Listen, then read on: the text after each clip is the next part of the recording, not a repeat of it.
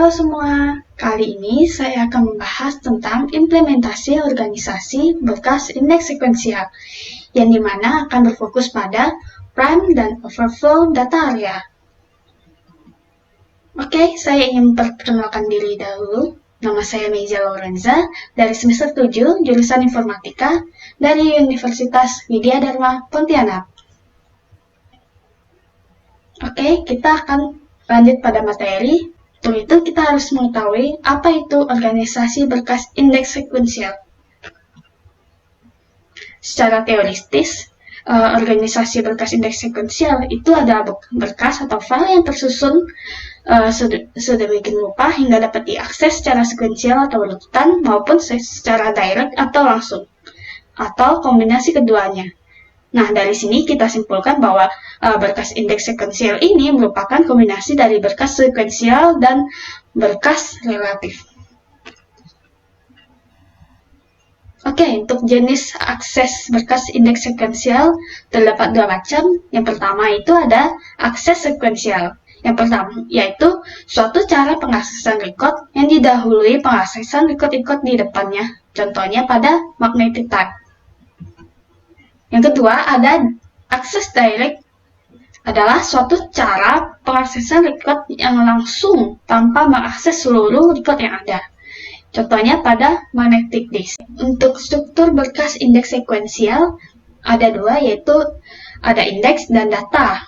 Indeks biasanya disusun strukturnya dengan binary search tree, kemudian data disusun secara sekuensial. Kemudian ada dua pendekatan dasar untuk menerapkan organisasi berkas yang menggunakan indeks sekuensial. Yang pertama itu ada blok indeks dan data yang sifatnya dynamic, dan yang kedua itu ada prime dan overflow data area yang bersifat static. Kali ini kita akan lebih mendalami pada prime dan overflow data area yang bersifat static. Untuk pengertiannya, prime area dan overflow area adalah konsep yang berkaitan dengan manajemen dan memori dalam sistem komputer. Kemudian, prime area sendiri merupakan bagian dari memori utama yang dialokasikan untuk menyimpan data informasi atau instruksi program utama. Fungsinya terletak pada penyimpanan informasi yang langsung terlibat dalam eksekusi program, seperti variabel, instruksi program, dan data lain yang diperlukan selama operasi normal. Kemudian untuk overflow area. Overflow area ini digunakan ketika kapasitas prime area tidak mencukupi untuk menampung seluruh data yang dibutuhkan. Oke, kita mulai dengan contohnya. Di sini saya sudah menyediakan yang perlu di-insert dan key yang perlu di-delete. Di sini terdapat tabel yang sudah tersedia. Tabel ini mengandung 4 blok. Karena isi recordnya kurang dari 16, maka saya memakai 4 blok, yang dimana satu bloknya terdiri dari 4 record. Kemudian di bagian yang putih ini disebut dengan prime area, dan bagian yang kuning ini disebut overflow area. Oke, untuk input atau insert key, maka kita harus memasukkannya ke dalam bagian prime dahulu. Namun untuk key-nya di sini yang disusun di dalam key harus berurut. Karena kita insert berdasarkan nama orang, kita harus menginsert dan mensortirnya berurutan dari A sampai Z. Oke, kita mulai dengan insert bands. Untuk insert bands, kita mulai dari record blok 1, record 1. Bands di sini.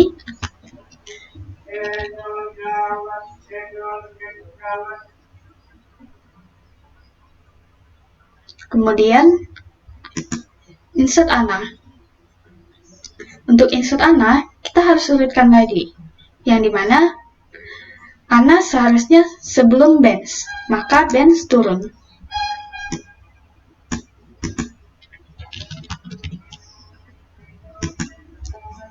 Kemudian kita insert Asela Acela seharusnya sebelum Benz, maka Benz turun lagi. Kemudian Acela. Kemudian kita lanjut dengan Lucy. Untuk input Lucy, seharusnya Lucy setelah Benz, maka Lucy diinput di bawah Benz. Kemudian terdapat Kenny yang perlu di-insert. Kenny harusnya berada di atas Lucy. Maka terjadi penggusuran, yang dimana Lucy harus pindah ke area overflow dan Kenny di blok 1 record 4.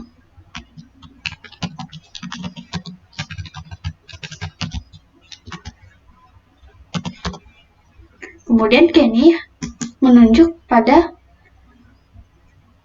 area overflow yang menyimpan alamat dari Lucy, yaitu 4.1. Kemudian kita inputkan Zara, karena Zara setelah input Kenny, kita input Zara, karena Zara itu memiliki huruf depannya Z, alfabet terakhir, maka Zara masuk pada record 1.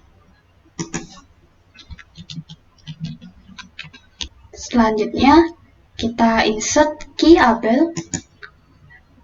Abel dan Anna memiliki huruf depan atau alfabet yang sama, yaitu A. Kemudian kita lihat huruf kedua di antaranya, yang mana lebih dahulu. Pada kata Abel, terdapat huruf kedua B, dan pada kata Anna, huruf keduanya N. Maka Abel seharusnya berada di atas Anna. Maka Anna akan digusur. Dan di sini harusnya Abel, kemudian Anna turun,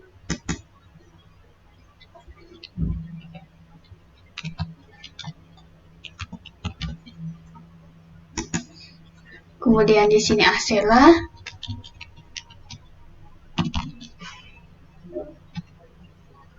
kemudian sini Benz.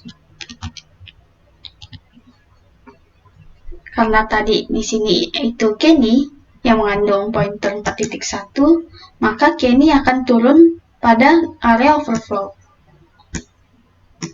Dan Kenny akan berada di sini, di area blok 4, record 2.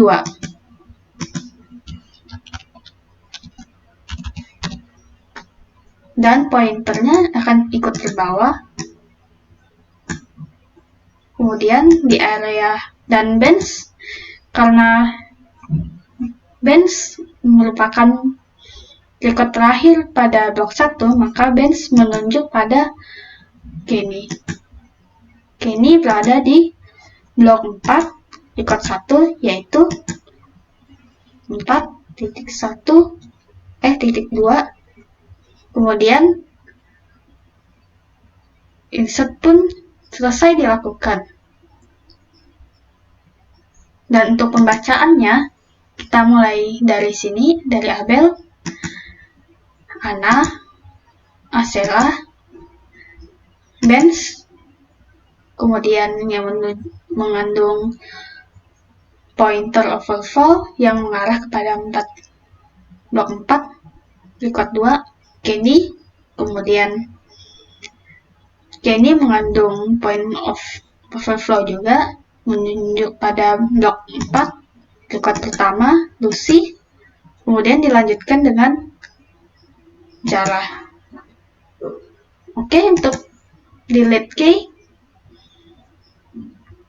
dimulai dari Zara, penghapusan Zara tidak akan mempengaruhi yang lain karena record setelahnya tidak ada. Kemudian hapus Abel. Abel karena mempengaruhi record lain, maka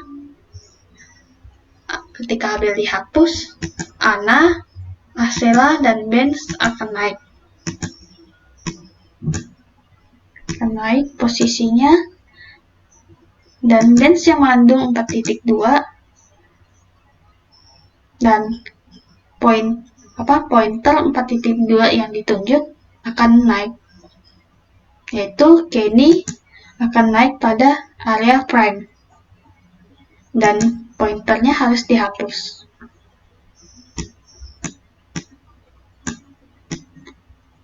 Oke, ketika Kenny naik, kemudian kita hapus Kenny, key Kenny, yang dimana ketika key Kenny dihapus, maka pointer yang dibawa oleh Kenny akan naik juga.